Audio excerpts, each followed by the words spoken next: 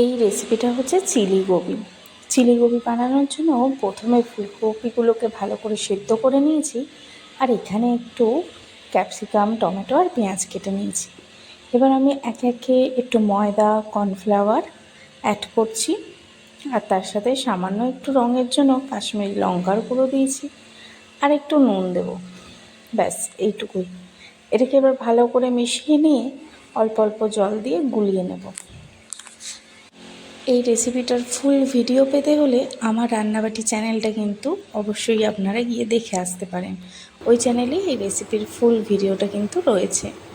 এবার আমি একে একে ফুলকপিগুলোকে ভেজে নিচ্ছি।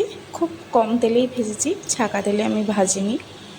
তো ভাজার পরে যথারীতি আমি প্যানের মধ্যে একটু আদা রসুন কুচি দিয়ে ভালো করে নেড়ে নিয়ে তারপরে যে ক্যাপসিকাম, পেঁয়াজ আর টমেটোটা কেটে রেখেছিলাম সেটা পুরোটাই একসাথে আমি দিয়ে দিচ্ছি।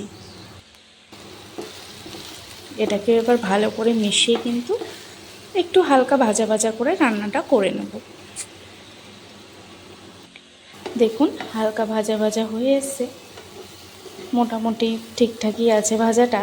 এবার আমি একে একে সস অ্যাড করে দিচ্ছি। একটু চিলি সস, একটু ডার্ক সয়া সস দিয়েছি আমি এখানে, আর একটু দিয়েছি টমেটো সস।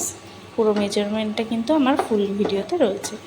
এবার আমি কপিগুলোকে অ্যাড করে দিয়ে ভালো করে নেড়ে চেড়ে এই চিলি গোবি চটজলদি রান্না করে নিলাম। আপনারাও কিন্তু এইভাবে চিলি গোবি রান্নাটা করে নিতে পারেন। ভিডিওটা কেমন লাগলো অবশ্যই কমেন্ট করে কিন্তু জানাবেন। লাইক, শেয়ার, সাবস্ক্রাইব করে পাশে থাকবেন। দুটো চ্যানেলই কিন্তু আপনারা দেখে আসবেন।